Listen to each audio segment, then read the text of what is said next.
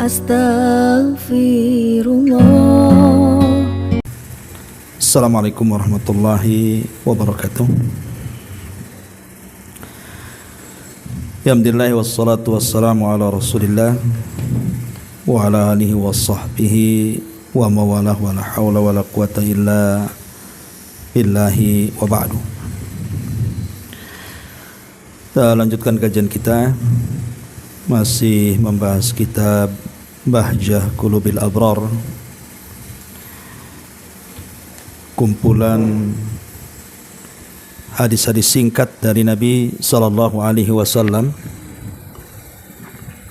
Tes mati ya?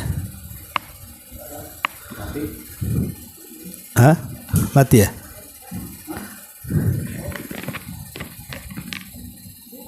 Penuh baterainya.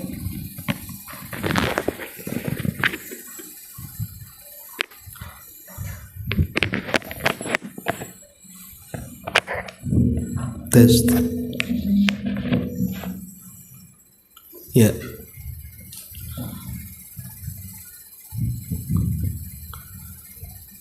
Jadi kembali kita akan membahas tentang hadis-hadis singkat dari Nabi sallallahu alaihi wasallam, tapi syarat dengan makna. Dan kita masuk pada hadis ke-32, bicara tentang zakat. An Abi Sa'id al-Khudri radhiyallahu anhu qala qala Rasulullah sallallahu alaihi wasallam laisa fima duna khamsati awsukin minat tamri sadaqatun wa laysa fi maduna khamsi awakin minal wariki sadaqatun wa laysa fi maduna khamsi daudin sadaqatun muttafaqun alaihi. Dari Abu Sa'id al-Khudri radhiyallahu anhu, Nabi sallallahu alaihi wasallam bersabda, tidak ada kewajiban bayar zakat pada kurma yang kurang dari 5 wasak. Tidak ada kewajiban zakat bagi perak yang kurang dari 5 uqiyah. Dan tidak ada kewajiban zakat pada unta yang kurang dari 5 ekor. Ma'asyiral muslimat yang dimuliakan Allah Subhanahu wa taala, hadis ini bicara soal zakat. Dan zakat sendiri adalah satu di antara rukun daripada rukun-rukun Islam. Dan kenapa kemudian Islam mensyariatkan adanya zakat ini? Tentu karena ada hikmah yang besar di balik rukun Islam zakat ini. Di antaranya yang pertama, bahwa zakat ini, jadi orang yang membayar zakat itu dalilun ala sihhati imanil muzakki. Jadi itu sebuah dalil tentang kebenaran iman bagi orang yang memberikan zakat itu. Apakah dia beriman dengan syariat zakat atau tidak? Karena zakat itu bagian daripada rukun Islam masalahnya. Orang yang mengingkari zakat itu bisa kufur. Makanya di zaman Abu Bakar Siddiq radhiyallahu an, kenapa Abu Bakar sampai memerangi orang yang tidak bayar zakat? Karena orang yang bayar zakat itu kemudian tidak bayar zakat di zaman Abu Bakar sampai taraf mengingkari kewajibannya. Jadi mereka menganggap bahwa zakat itu hanya kepada Nabi atau di zaman Nabi. Tapi di zaman Abu Bakar mereka tak mau bayar zakat. Makanya kemudian oleh Abu Bakar diperangi. Karena mereka tidak mau bayar zakat itu bukan karena bakhil, tetapi karena inat, karena menentang. Dan salah satu dari nawaqidul Islam, pembatal-pembatal Islam adalah al-i'rad, seseorang berpaling, di balik berpalingnya itu dia menentang. Makanya kemudian Abu Bakar memerangi mereka dan menumpas habis. Dari sini kita tahu bahwa orang yang membayar zakat itu dalil tentang keimanan dia. Kemudian yang kedua, bahwa zakat sendiri adalah hakikatnya membersihkan diri orang yang zakat dan juga membersihkan harta bagi yang zakat itu. Jadi hartanya bersih, jiwanya juga bersih. Adapun hartanya bersih karena di balik harta yang sudah cukup haul dan nisab itu ada hak fuqara wal masakin. Artinya kalau seandainya kita tidak keluarkan berarti kita memakan yang bukan hak kita, walaupun secara zahir kita yang mencarinya. Makanya di situ ada harta kotor yang harus dikeluarkan. Kalau tidak dikeluarkan malah kemudian termakan oleh kita, berarti kita memakan harta kotor. Itu maksudnya membersihkan harta. Tapi membersihkan jiwa orang yang berzakat, karena orang yang tidak zakat itu kalau dia masih meyakini kewajibannya, berarti karena kekikiran dan kebakhilan dia. Dengan mengeluarkan zakat berarti dia membersihkan penyakit bakhil dan kikir itu. Jadi dapat dua faedah itu. Hartanya bersih, jiwanya juga bersih. Kemudian juga yang ketiga, bahwa orang yang bayar zakat ini Allah Subhanahu wa taala akan menambah keimanan dan juga petunjuk. Di dalam Al-Qur'an Allah Subhanahu wa taala mengatakan, "Walladzina ihtadaw zadahum hudan wa atahum taqwahum." Dan orang-orang yang mereka menjalankan petunjuk, salah satunya perintah zakat, maka Allah akan tambah kepada mereka petunjuk dan Allah akan datangkan ketakwaan bagi mereka. Karena zakat ini bagian daripada syiar. Dan siapa yang mengagungkan syiar-syiar Allah itu menunjukkan bahwa memang hatinya dipenuhi dengan ketakwaan. Karena Allah yang mengatakan dalam Quran, "Wa man yu'azzim sya'airallah fa innaha min taqwal qulub." Siapa yang mengagungkan syiar-syiar Allah, maka itu tanda takwa dalam hatinya. Kemudian yang keempat, bahwa zakat sendiri adalah salah satu sebab qada'ul hawaij wa tafrijul qurbat was-sitru fid dunya wa yaumal qiyamah. Jadi zakat adalah sebab terbesar kita bisa memenuhi hajat orang-orang fakir dan miskin, menghilangkan kesulitan-kesulitan mereka, dan juga menutupi aib-aib mereka di dunia dan hari kiamat. Maka orang yang menghilangkan kesulitan orang dengan cara memberikan zakat-zakat kita kepada mereka, maka Allah Subhanahu wa taala akan berlaku yang sama kepada kita. Kalau kita menghilangkan kesulitan orang, berarti Allah akan menghilangkan kesulitan kita. Barang siapa yang menutup aib orang, berarti Allah akan tutup aib kita. Sebagaimana Rasul mengatakan, "Man kana fi hajati akhi, kana Allahu fi hajati. Wa man farraja am muslimin kurbatan, farrajallahu anhu biha kurbatan min kurabi yaumil qiyamah. Wa man satara musliman, satarahullahu yaumal qiyamah."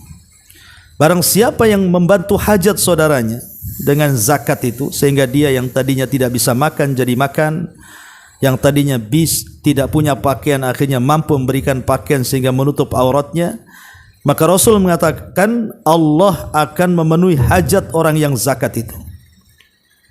Dan barang siapa yang menghilangkan kesulitan seorang muslim, Allah hilangkan kesulitannya. Dan barang siapa yang menutup aib seorang muslim, Allah akan tutup aibnya pada hari kiamat. Ini yang keempat. Yang kelima, bahwa orang yang zakat itu, mereka adalah orang-orang yang dapat pujian Allah Subhanahu wa taala. Bagaimana tidak kita bangga dengan pujian Allah? Seandainya ada orang besar, ada orang mulia di negeri kita sekelas presiden umpamanya memuji kita di halayak orang ramai, tentu kita bangga, apalagi sampai viral ya, sampai disorot di media-media massa. Bagaimana kalau memuji adalah Allah Subhanahu wa taala yang menciptakan presiden, yang menciptakan menteri, yang menciptakan semua para pejabat yang ada di negeri kita ini? Tentu ini sebuah kebanggaan.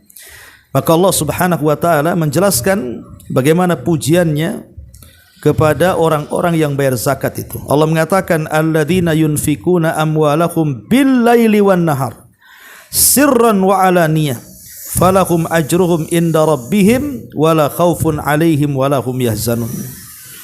Orang-orang yang menginfakkan harta mereka di malam hari, di siang hari, baik dalam kondisi sembunyi-sembunyi ataupun terang-terangan, maka mereka akan mendapatkan pahala besar di sisi Rabb mereka, dan tidak akan ada rasa ketakutan kepada mereka ataupun rasa sedih dari mereka.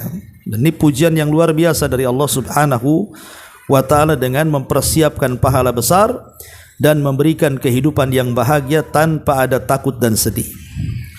Kemudian juga yang nomor 6, zakat adalah sebesar-besarnya sebab mendapatkan rahmat Allah di dunia dan juga di akhirat.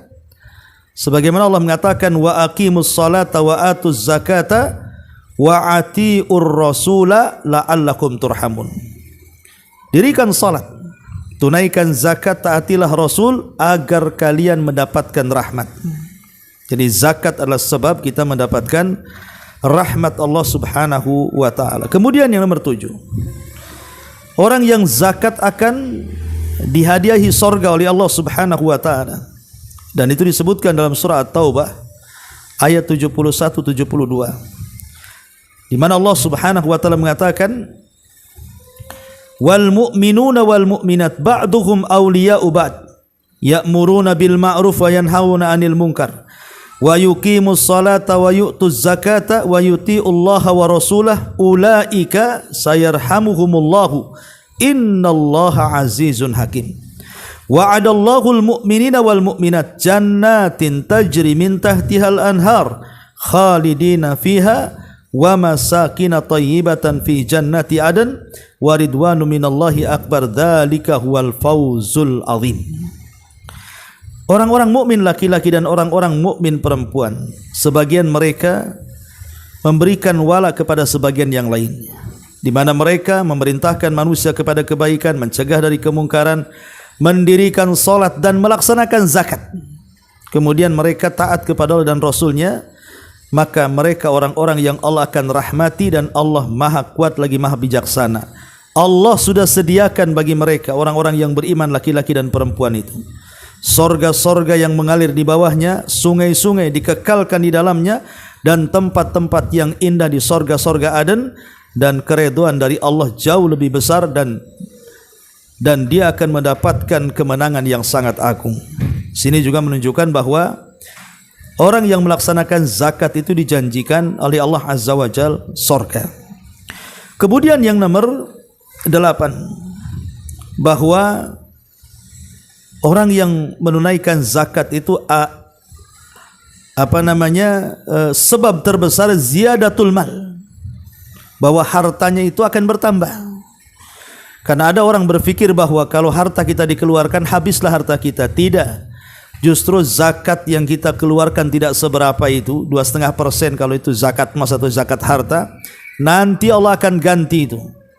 Karena Nabi SAW mengatakan ma naqasat malu sadaqatin, tidak akan berkurang harta yang disedekahkan.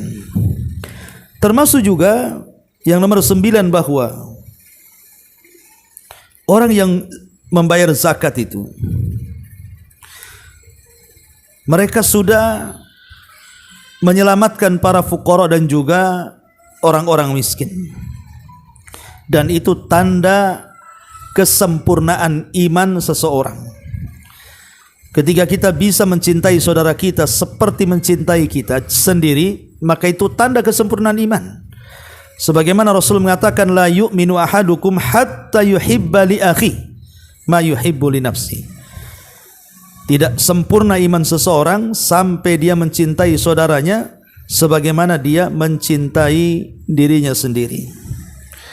Dan banyak lagi tentu manfaat daripada zakat itu. Jadi ini diantara hikmah kenapa kemudian zakat itu syariatkan sekali bagi kita kaum muslimin dan masuk pada rukun daripada rukun-rukun Islam. Dan sebaliknya Bu, orang yang tidak bayar zakat, enggan membayar zakat, tidak mau membayar zakat, maka ada ancaman banyak bagi mereka. Ancaman yang sangat luar biasa yang Allah Subhanahu wa taala akan berikan kepada mereka. Yang pertama, hartanya tidak akan diberkahi. Orang yang menahan zakatnya, maka hartanya tidak akan diberkahi. Nabi SAW mengatakan, "Ma talifa malu fi barrin wala bahrin illa bihabsi zakati." Tidaklah sebuah harta itu akan lenyap, baik di daratan ataupun di lautan, itu dikarenakan orang itu mencegah zakat. Lihat bagaimana zakat itu menjadikan hilang berkah, ya, hancur harta itu.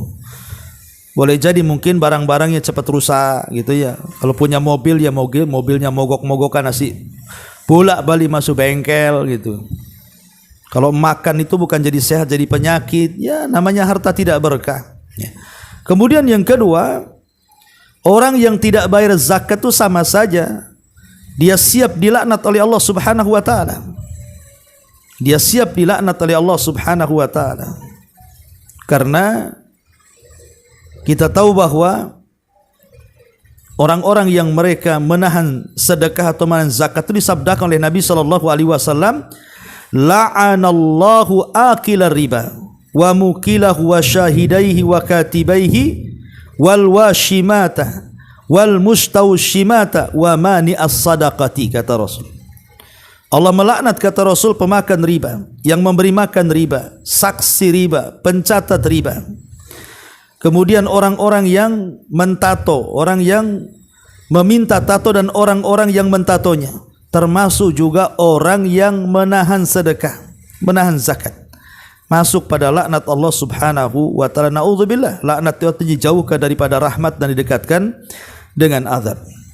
Kemudian yang ketiga, orang yang tidak mau bayar zakat itu adalah sifatnya orang-orang musyrik. Sifatnya orang-orang musyrik. Sebagaimana Allah mengatakan dalam surah Fussilat ayat 6 sampai 7, wa wailul lil musyrikin alladzina la yu'tuna az-zakata wa hum bil akhirati kafirun. Celaka bagi orang-orang musyrik, orang-orang yang tidak mau menunaikan zakat dan mereka terhadap akhirat sangat ingkar. Lihat, jadi sifat orang-orang musyrik itu tidak mau bayar zakat. Kemudian juga orang yang mau bayar zakat itu artinya dia orang bakhil. Dan kebakhilan itu salah satu alamat dari alamatun nifaq. Jadi kebakhilan itu salah satu alamat dari alamatun nifaq, alamat kemunafikan, naudzubillah. Karena disebutkan dalam surah Taubah 54, wala yunfikuna illa wahum karihun. Ciri-ciri orang-orang munafik itu mereka tidak mau menginfakkan hartanya dan mereka sangat benci dengan itu. Jadi orang yang bakhil terhadap zakat itu tersifati dengan sifat munafik. Kemudian juga orang yang tidak mau bayar zakat adalah sebab yang paling besar diharamkan syafaat Nabi. Naudzubillah. Syafaat Nabi diharamkan kepada orang-orang yang tidak mau bayar zakat. Sebagaimana hadis Nabi SAW yang terdapat dalam Sahihaini, di mana Nabi SAW mengatakan, wala ulfiyanna ahadakum yaji'u yaumal qiyamah ala raqabatihi ba'irun lahu rugha. Sini, dan seseorang di antara kalian sungguh akan datang pada hari kiamat. Sungguh akan datang pada hari kiamat. Kemudian di atas kedua pundaknya akan mengeluarkan suara unta. Karena ketika di dunia dia tidak mau bayar zakatnya unta tuh. Naudzubillah. Ya. Artinya syafaat akan dihilangkan dari dia. Kemudian juga di antara orang yang tidak mau bayar zakat, hakikatnya mengundang azab. Paceklik, tidak turun hujan. Kemudian juga kering kelontang di mana-mana, panas di mana-mana, itu dikarenakan tidak bayar zakat. Sebagaimana hadis Nabi mengatakan, ma mana'a qaumuz zakata illa btalahumullahu bisinin. Tidaklah sebuah kaum menahan sebuah zakat kecuali Allah akan timpakan kepada mereka pacaklik yang berkepanjangan, naudzubillah. Bahkan dalam sebuah hadis, walam yamna'u zakata amwalihim illa muni'ul qatra minas sama walaulal bahaim lam yumtaru. Ketika sebuah kaum tidak mau bayar zakat, maka Allah akan tahan hujan dari langit. Kalaulah bukan karena binatang ternak, tentu mereka tidak akan dihujani selamanya. Kemudian juga orang yang tidak bayar zakat itu, hakikatnya mereka terancam di akhirat. Apa ancaman mereka di akhirat? Ancaman mereka di akhirat luar biasa, karena harta-harta yang tidak dibayarkan kelak pada hari kiamat itu akan dirubah menjadi binatang semacam ular, dan itu akan menyiksa dia pada hari kiamat. Dalam sebuah hadis, Nabi SAW mengatakan, ma min sahibi dhahabin wala fiddatin la yuaddi minha haqqaha illa idza kana yaumal qiyamati sufihat lahu safaihu min nar fa uhmiya 'alaiha fin nari jahannam fayuqwa biha jabhatuhu atau jabhatuhu wa jambuhu wa dhahruhu kullama barudat u'idat ilaihi fi yaumin kana miqdaruhu 50 alfa sanatin fayara sabilahu imma ilal jannati wa imma ilan nar. Ini yang pertama. Hadis yang pertama, kata Nabi SAW, sesiapa saja yang memiliki emas ataupun perak tapi tidak mengeluarkan zakatnya, melainkan pada hari kiamat nanti akan disepuh untuknya lempengan dari api neraka, lalu dipanaskan dalam api neraka, lalu disetrikakan di dahi, rusuk dan punggungnya dengan lempengan tersebut. Setiap kali dingin akan disepuh lagi dan disetrikakan kepada punggungnya pada hari kiamat yang ukurannya sama dengan 50.000 tahun. Kemudian dia melihat tempat kembalinya apakah ke sorga ataukah ke neraka. Lihat bagaimana emas itu akan menyiksa dia pada hari kiamat, ya. Bahkan dalam hadis yang lain, al-aktsaruna amwalan illa man qala fi ibadillahi hakadha wa hakadha wa qalilun manhum ma min rajulin yamutu fayatruku ghanaman aw ibilan aw baqaran la yuaddi zakataha illa ja'at yaumal qiyamah a'zamu ma yakunu wa asmanu hatta tata'u bi adlafiha wa tantihuhu bi kuruniha hatta yaqdiyallahu bainan nas summa ta'udu ulaha ala ukhraha.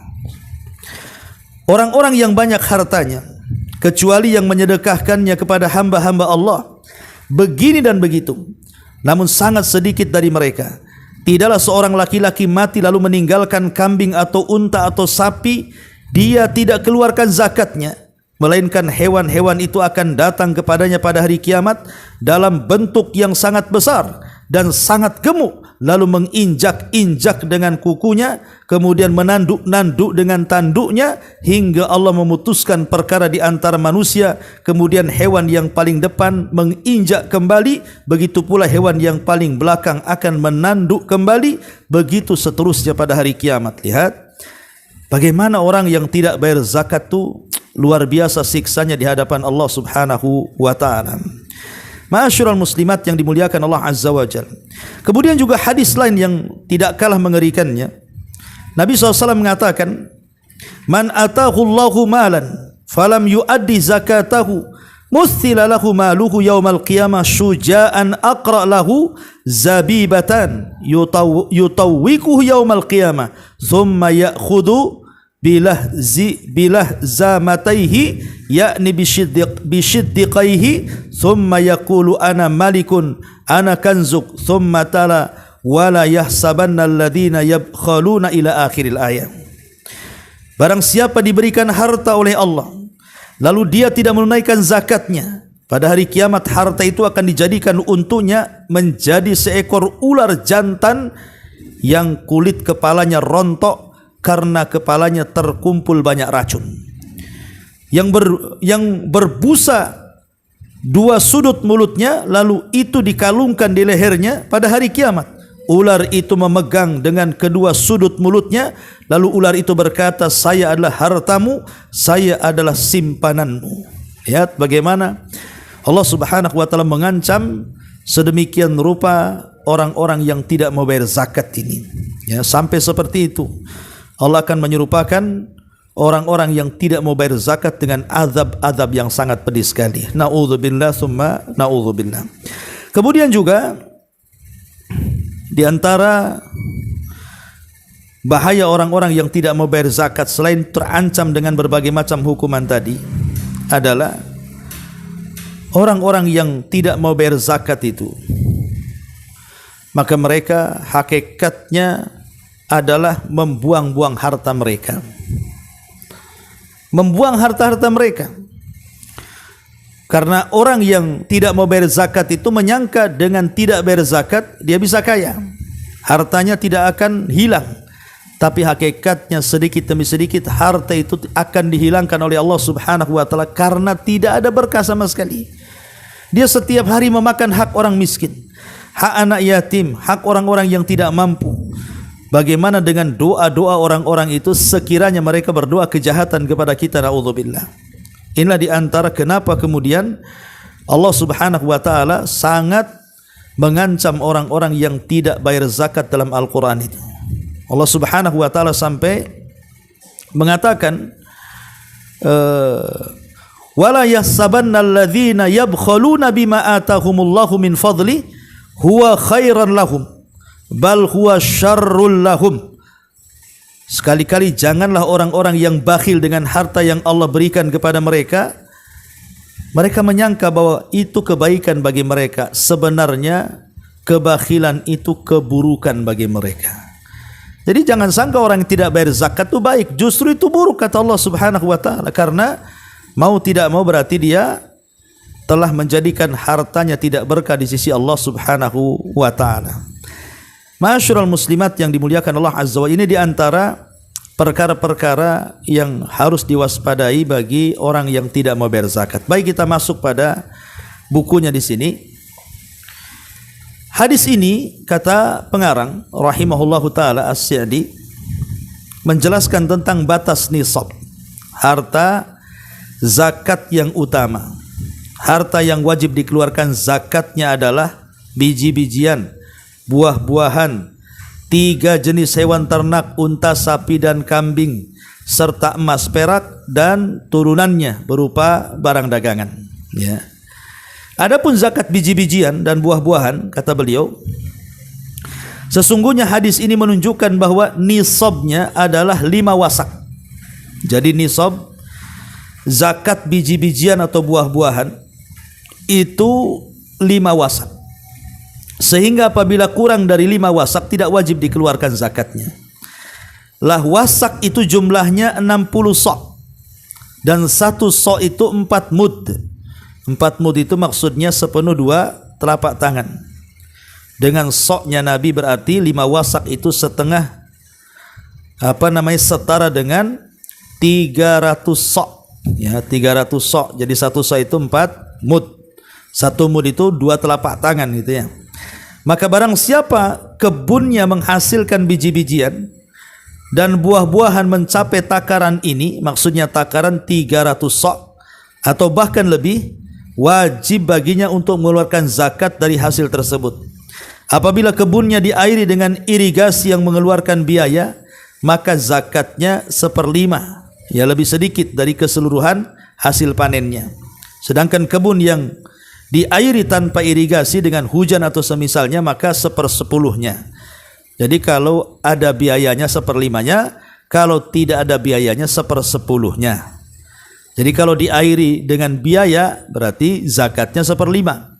Tapi kalau diairi karena hujan maka 1/10-nya. Lihat bagaimana nggak banyak kalau 1/10 dari buah-buahan. Kalau umpamanya ibu punya kebun mangga, punya kebun duren, punya kebun apa gitu kan, sudah sampai 30 sok gitu ya, 300 sok afan, atau di atas 5 wasak gitu ya, maka sudah harus dikeluarkan zakat buah-buahannya. Atau ibu mungkin nanam padi, gandum dan yang semisalnya, maka kalau sudah lebih daripada 300 sok berarti keluarkan zakatnya.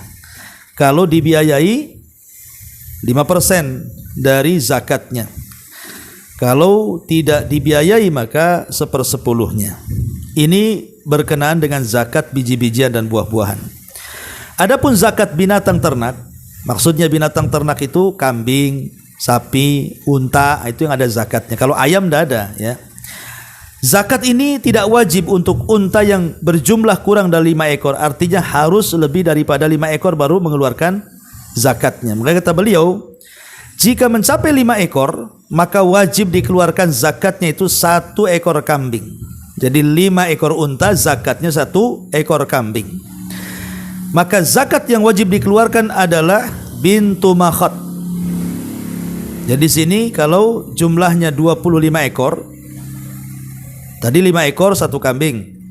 Kemudian kalau sudah mencapai 25 berarti bukan kambing lagi, yang dikeluarkan bintu makhot. Bintu makhot itu maksudnya unta yang usianya setahun.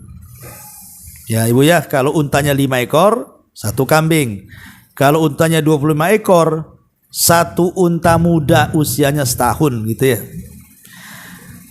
Kemudian jika jumlahnya 36 ekor, maka zakat yang wajib dikeluarkanlah bintu labun. Apa bintu labun?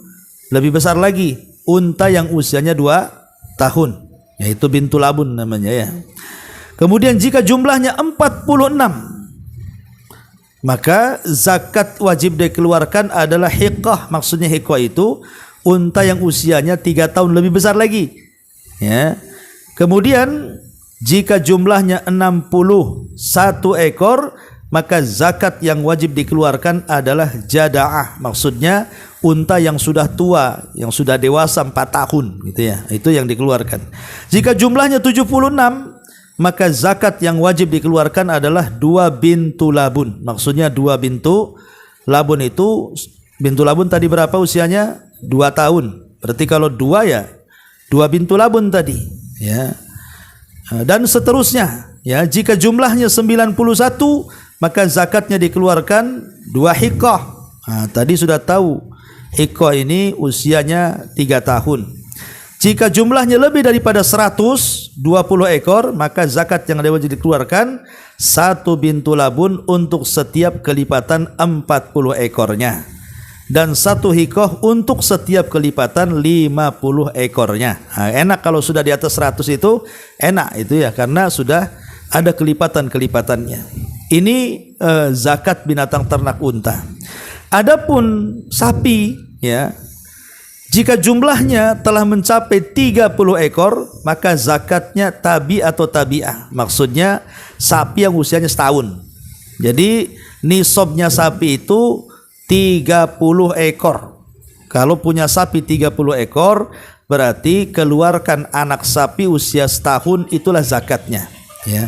Jika jumlahnya 40 ekor, maka jadi musinnah. Musinnah itu 2 tahun usianya, lebih gede lagi ya. Kemudian selebihnya setiap kelipatan 30 ekor zakatnya tabi'ah, dan setiap kelipatan 40 ekor zakatnya musinnah.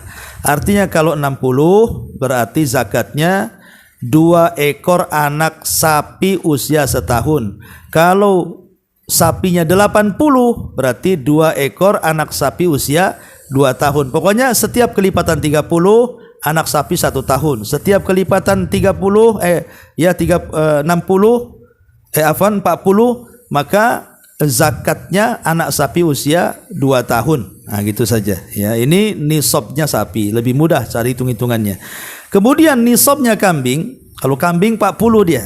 Setiap 40 kambing itu zakatnya 1 ekor kambing. Jadi kalau unta 5 ekor nisabnya. Kalau kambing kalau sapi 30 ekor. Kalau kambing 40 ekor. Baru 1 ekor dikeluarkan. Laka jika jumlahnya 120 ekor, maka zakatnya 2 kambing. Jadi kelipatannya itu 40 ke 120. Baru 2 ekor kambing. Kalau belum 120 masih 1 ekor hitungannya, ya.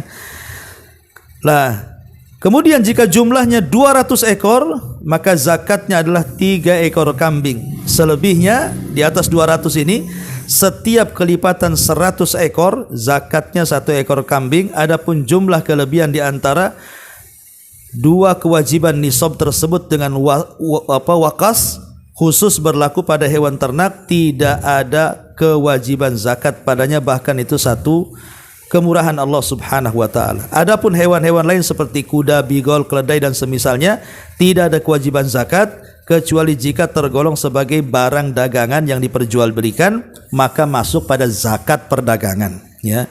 Adapun nisab perak jumlah minimal yaitu 5 uqiyah. Uqiyah itu setara dengan 40 dirham. 1 dirham itu separuhnya emas, ya. Sehingga ketika jumlahnya mencapai 200 dirham, zakatnya adalah sebesar 1,40 atau 2,5%. Demikian pula itu berlaku pada turunannya. Semisal barang dagangan, yaitu setiap barang yang dipersiapkan untuk diperjualbelikan dengan tujuan mendapatkan keuntungan, ketika telah mencapai 1 haul dihitung senilai dengan harga perak, kemudian dikeluarkan zakatnya 1/40 atau 2,5%. Artinya ini sama dengan emas 85 gram, ya. Kalau dirham itu, kalau diemaskan itu sekitar 85 gram. Jadi zakat emas, zakat perdagangan itu sama itu, ya. Nilainya sama dengan zakat emas. Jadi kalau ibu punya kos-kosan, umpamanya 100 pintu, kemudian setelah setahun menghasilkan bersih uang keuntungan 100 juta umpamanya, kan. Anggaplah umpamanya 100 juta. Dan harga emas itu anggaplah 1 gram 1 juta. Berarti kalau 85 gram berarti 85 juta. Kalau sudah 100 sudah lebih itu. Berarti keluarkan dari 100 juta itu 2,5%, berarti cuma 2.500.000. Jadi masih uangnya itu masih banyak, masih 97.500 lagi. Karena cuma 2,5% aja yang dikeluarkan, baik zakat perdagangan, zakat emas ataupun zakat perak, itu sama aja semuanya, ya. Nah, seluruh jenis harta yang dikenakan kewajiban zakat tersebut dikeluarkan zakatnya jika telah sempurna dimiliki selama 1 haul, maksud 1 tahun, kecuali biji-bijian dan buah-buahan. Jenis ini dikeluarkan setiap panen. Jadi khusus pertanian, perkebunan itu bukan nunggu setahun, tapi nunggu panen. Mau setahun 3 kali panen, ya setiap panen keluarkan zakat kalau sudah sampai nisabnya.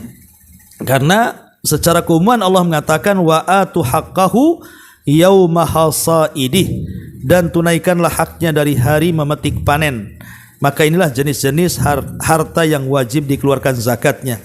Adapun yang berhak menerima zakat adalah 8 golongan yang disebutkan dalam surah At-Taubah ayat 60. Innamas shadaqatu lil fuqara'i wal masakin wal amilina 'alaiha wal mu'allafati qulubuhum wa fir riqab wal gharimina wa fis sabilillah wa ibnis sabil faridatan minallah wallahu alimun hakim. Sungguh zakat itu hanya untuk orang-orang yang fakir, 1, orang miskin 2, pengurus-pengurus zakat 3, para mu'allaf 4, yang dibujuk hartanya untuk memerdekakan budak. Kemudian yang kelima, memerdekakan budak-budak yang ingin merdeka. Kemudian yang keenam, orang yang berhutang di jalan Allah, ya, dan untuk mereka yang sedang dalam perjalanan. Yang nomor 7,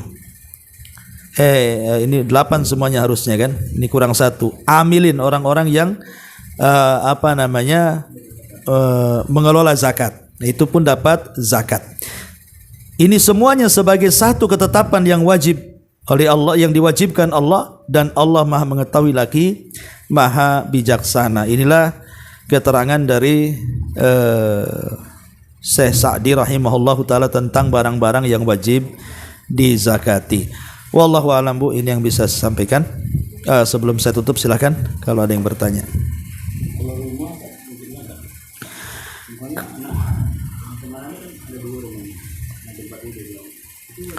Tidak, barang-barang yang ditempati dan dimanfaatkan tidak bayar zakat. Mobil walaupun mahal tapi dipakai tidak bayar zakat. Jadi harta yang dizakatkan itu harta yang berkembang. Umpamanya antum sewakan, ya, maka dapat hasilnya, itulah yang kemudian dizakatkan. Cuman yang jadi masalah itu adalah apakah dihitung dengan harga rumah dan keuntungannya ataukah keuntungannya saja. Kata Syekh Albani cukup keuntungannya saja, tapi jumhur mengatakan hitung semua katanya. Baru dikeluarkan 2,5%. Itu masalah khilaf, wallahu a'lam.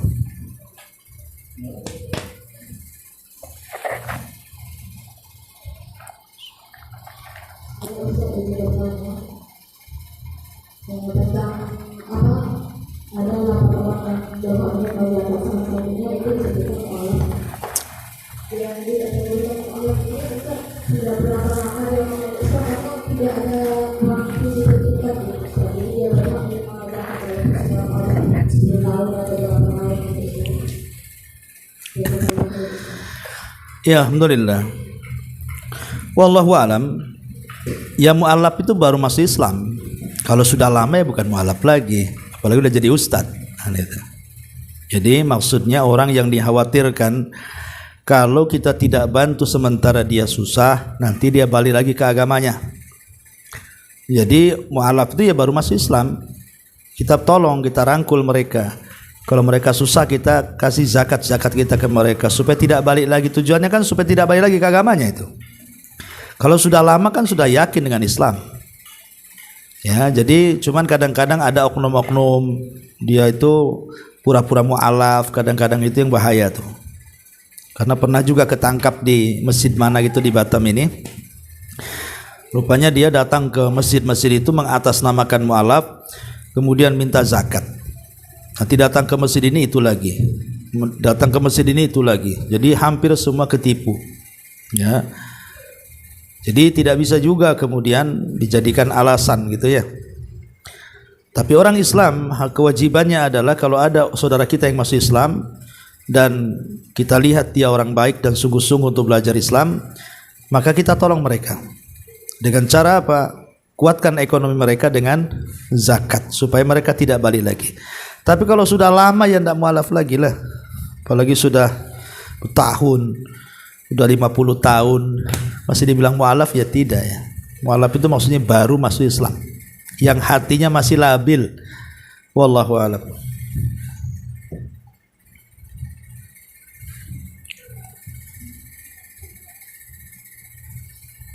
Dah. Taib kalau sudah kita tutup. Subhanakallahumma bihamdika asyhadu an la ilaha illa anta astaghfiruka wa atubu ilaik.